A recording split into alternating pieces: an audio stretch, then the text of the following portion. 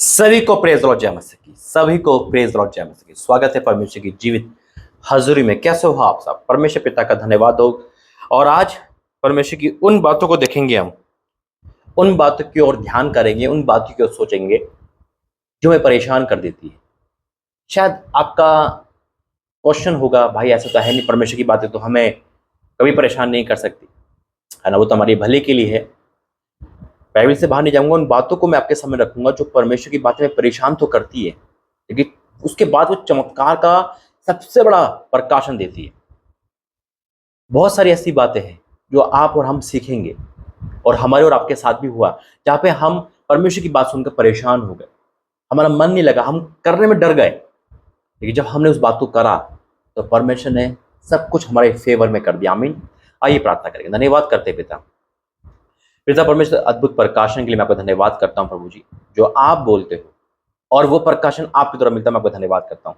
जो सुन रहा है वो सुनकर पिता तेरी महिमा करे, विश्वास करता हूँ यीशु मसीह के नाम से। आमीन। कहीं छोड़ के मत जाना, यहीं बैठे रहना मेरे।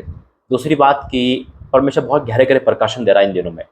मैंने कहा परमेश्वर बहुत गहरे गहरे प्रकाशन दे रहा है, और खुदा की हजूरी में आपका स्वागत है। मैं आज का जो टॉपिक बहुत अद्भुत और नया है कि इंसान खुद सोचे।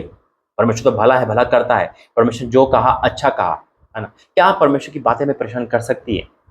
क्या ऐसी कोई बातें है जो खुदा की, जो हमें और बताए और हम परेशान हो जाए?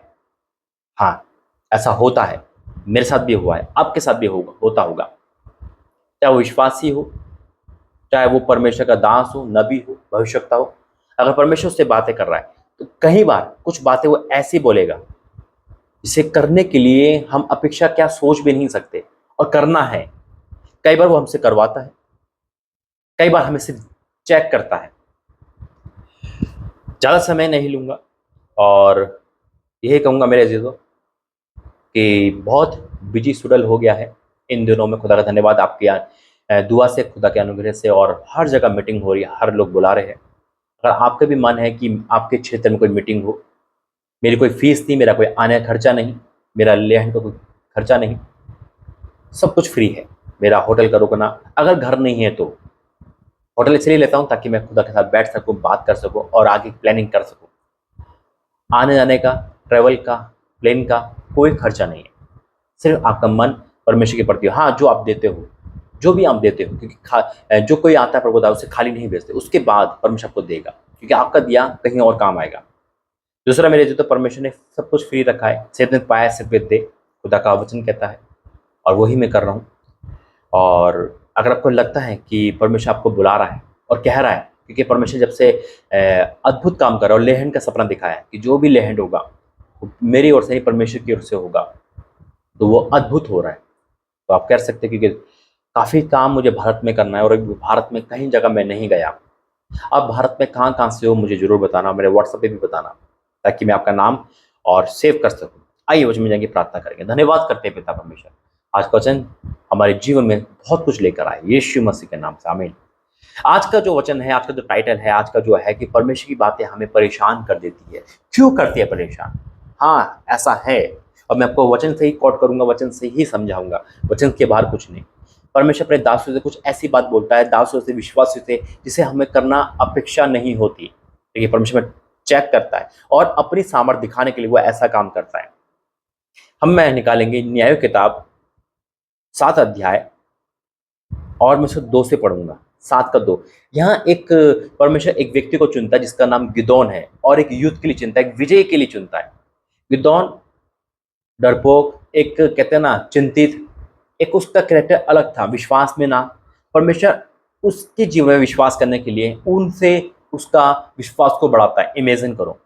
लेकिन क्या होता है, न्याय किताब 7 अध्याय 2 से, तब यहोवा ने गिदोन से कहा, जो लोग तेरे संग हैं वे इतने हैं कि मिद्यानियों को उनके हाथ नहीं कर सकता, नहीं तो इजराइल ये कहकर मेरे विरुद्ध अपनी बड़ाई मारने लगेंगे कि हम अपनी ही भोजपुज के द्वारा बचे। इसलिए तू जाकर उन लोगों से प्रचार करके सुना दे, जो कोई डर के मारे थरथराता हो वह गिलाद पहाड़ से लौट कर चला जाए। तब 22,000 लोग लौट कर गए, केवल 10,000 रह गए। इमेजिन करो, खुदा एक जंग तैयार कर रहा है। इमेजिन करो, सोचो कि परमेश्वर की जो जो साथी है, गिदोन के जो साथी है ना, वो 30,000, 32,000, सॉरी 32,000, उसमें से 22 चलेगा, 10 बचे। वहां पे हजारों लाखों की संख्या होगी, लेकिन ये 32,000 आराम से जी सकते थे। परमेश्वर को पसंद नहीं, बड़ाई अपने पे लेना, मैंने ये करा, मैंने वो करा। सुनो, अभी आपको लगेगा कुछ बातें परमेश्वर को परेशान, मनुष्य को परेशान करती है। गिदोन भी परेशान था उस समय, परमेश्वर कर क्या रहा है। 22,000 मुझे और चाहिए थे, ताकि 52,000 हो जाते, 60,000 हो जाते, तब हम आराम से जीते। परमेश्वर कम क्यों करवा रहा है। परेशान हुआ नहीं होगा, हुआ होगा, अंदर में व्याकुल होगा। परमेश्वर क्या बात कर रहा है, लेकिन क्या करना है, आज्ञा माननी है। कई बार आपके जीवन में ऐसा होगा जहां नौकरी छोड़ दे, जब आपको नौकरी की बहुत जरूरत होगी, पैसों की बहुत जरूरत होगी, उस समय परमेश्वर आपसे बोलेगा जा नौकरी छोड़, जा ये बिजनेस बंद कर दे और मेरी सेवा कर। उस समय जब आपके जीवन में बहुत ज्यादा कठिनाई होगी, उस समय परमेश्वर कहेगा जा ये घर छोड़ के कहीं और चले जा, जा ये काम कर, जा वो काम कर। इमेजिन करो, जा अपना सब कुछ बेच और दान कर दे। परेशान था वो लड़का, क्योंकि यीशु मसीह ने बोला परेशान हो गया था। आगे सुनो, फिर यहोवा ने गिदोन से कहा अब भी लोग अधिक है। अब ये बात है, जब गिदोन की दिमाग में आई तो हिल गया, वो परेशान हो गया होगा। है या नहीं, परमेश्वर की बातें जो हमें परेशान करती है, लेकिन वो परेशान करती तो है, लेकिन इसका रिजल्ट अद्भुत होता है। आज वो रिजल्ट आपके जीवन में आ रहा है। अगर आज परमेश्वर की आपने वो बात मान ली जो आसान नहीं है, जो कठिन है। आसान बात कोई भी मान लेगा, वो बात जो कठिन है, जो बात सर से परे है, वो बात जो कोई बीमारी में कह रहा है जा प्रचार कर, जो आपके पैर में चप्पल नहीं, जूते नहीं, और कह रहा है जा नंगे पैर जा, धूप में कह रहा है, वो बात जो परमेश्वर की और हमें और आपके समझ से कहीं ज्यादा परे है। उस समय हम कुछ नहीं बोल पा रहे, चुपचाप मन में हजार सवाल चल रहे हैं कि परमेश्वर क्या कह रहा है, कैसे करूं, क्या नहीं करूं। उस समय जब आपको घर में होना जरूरी है, कोई बीमार है, उस समय परमेश्वर कह रहा है घर को छोड़ के कहीं और जाके प्रचार कर। उस समय जब किराया आपने रख रखा है और परमेश्वर आवाज आई चाहिए किराया किराया मत दे, इस स्कूल की फीस मत दे, ये पूरा उस ऑफरिंग में दे। उस समय जब वो बातें परमेश्वर की हमें परेशान कर देती है, वो जब हम मानते हैं, तब परमेश्वर हमें ऊंचा उठाता है। हमें सुनो जरा, जब गिदोन से कहा होगा तो गिदोन के पैरों तो जमे खिसक गए। 10,000 भी काफी है, प्रभु का कर क्या रहा है। आगे सुनो, फिर यहोवा ने गिदोन से कहा अब भी लोग अधिक है, उन्हें सोते के पास ले चल, वहां मैं उन्हें उन्हें तेरे लिए परखूंगा। परमेश्वर परखने वाला है, और जिस जिसके विषय में मैं तुझसे कहूं ये तेरे साथ चले, वही तेरे साथ चले, और जिसके विषय में मैं कहूं वह तेरे संग ना जाए, वह ना जाए। तब वह उनको सोतों के पास ले गया। वहां यहोवा से गिदोन से कहा जितने कुत्ते के समान जीभ से पानी चपड़ चपड़ करके पिए उनको अलग रख, और वैसा ही उन्हें भी जो घुटने टेक कर पिए। जब जिन्होंने मुंह से हाथ आकर कर चपड़ चपड़ करके पानी पिया, उनकी तो गिनती 300 ठहरी, और बाकी सब लोगों ने घुटने टेक कर पिया।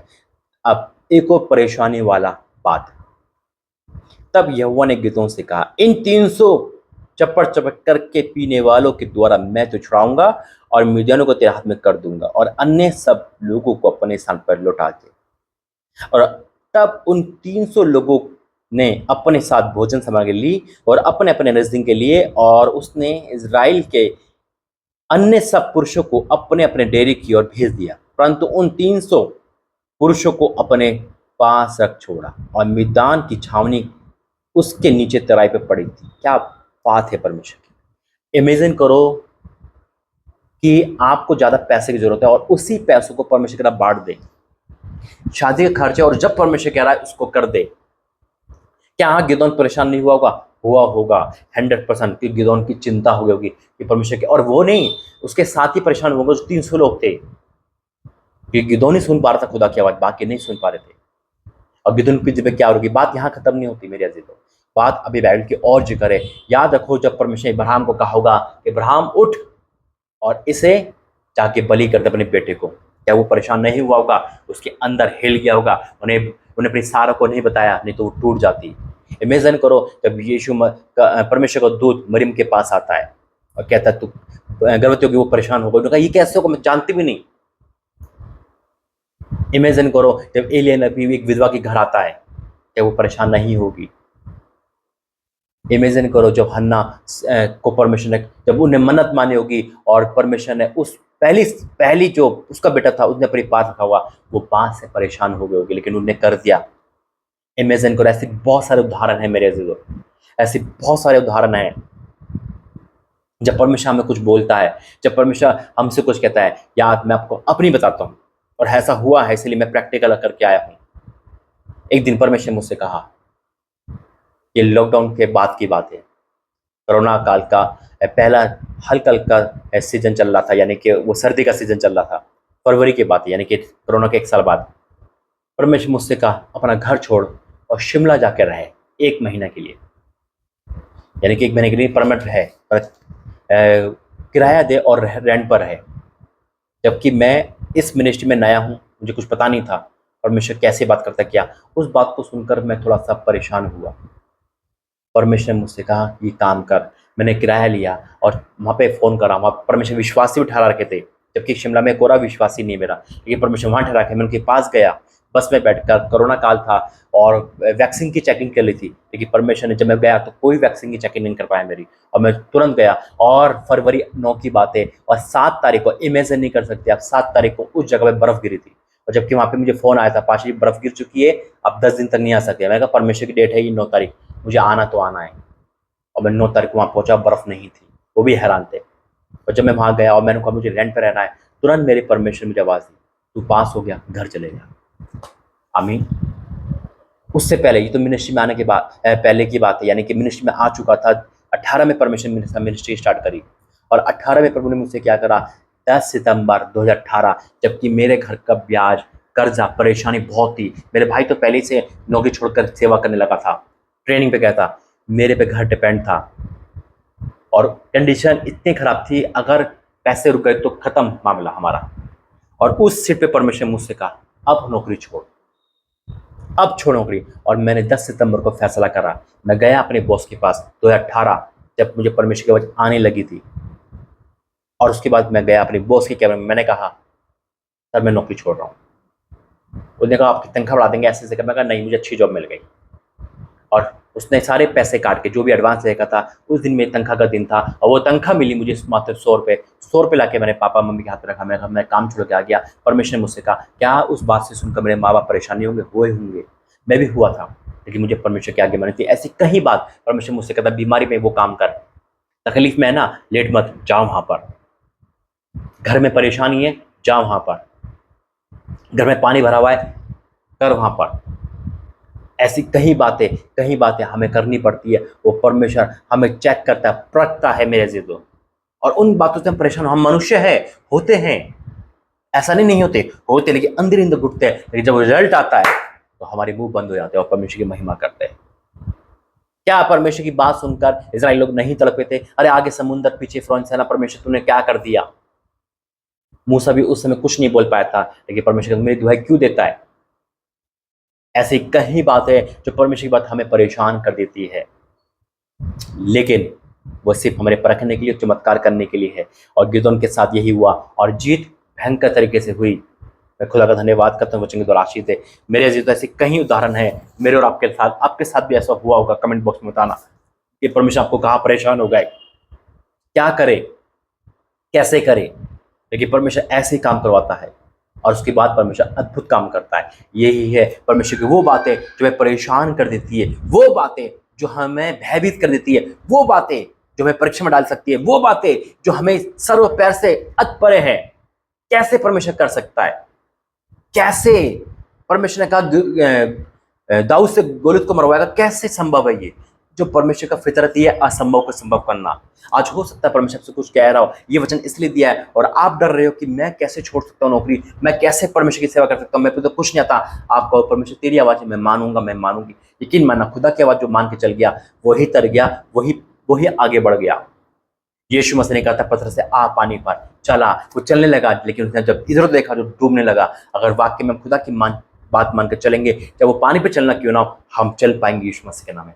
आज खुदा का दास घोषणा करता है कि अगर आपसे परमेश्वर कोई भी कठिन से कठिन बात कह रहा है, उसे पीछे मत हटना, परमेश्वर की हजूर में रहना। यकीन माना, रिजल्ट 100% आएगा और लाइफ टाइम आएगा। इसे विश्वास से बोलो आमीन। आइए प्रार्थना करते हैं। धन्यवाद करते हैं पिता परमेश्वर, मैं आपको धन्यवाद करता हूँ प्रभु जी आज के वचन के लिए। धन्यवाद करता हूँ आपकी हर वो बातें जो मैं परेशान करती है, लेकिन उसके पीछे पिता आपकी योजना भले के लिए होती है। आज हमें हर वो बातें पिता जो मैं परेशान कर सकती है, दिक्कत दे सकती है, हमें ऐसा लगता है पिता क्योंकि हमारी हम पिता तेरी जैसे नहीं सोच सकते कि हमारी और आपकी उसमें जमीन आसमान फर्क है, लेकिन जब तू उसको रिजल्ट पूरा करता है तो पिता मुंह बंद हो जाते हैं। मैं आपको धन्यवाद करता हूँ प्रभु जी, आज जो सुन रहा है तूने इनसे बातें करी, इनको झिझोड़ दिया पिता, मैं आपको धन्यवाद करता हूँ कि मैंने तुमसे क्या कहा था अभी तक तुमने वो बात नहीं पूरी करी। पिता आपका वचन कहता है श्रापित हो इंसान जो परमेश्वर की बात को आलस में लेता है पिता, और धन्य है वे लोग जो आपकी बात मानकर पूरा करते हैं। पिता हमें वो ताकत को सामर्थ्य दे कि जब तू बोले तो हम उस काम को कर पाए। मैं आपका धन्यवाद करता हूँ आज के वचन के द्वारा तूने लोगों को एक नई दिशा, एक जागृति दी। मैं आपको धन्यवाद करता हूँ यीशु मसीह के नाम से आमीन। God bless you. जय मसीह। इस वचन के द्वारा परमेश्वर आपसे बातें करें जरूर बताना। जय मसीह।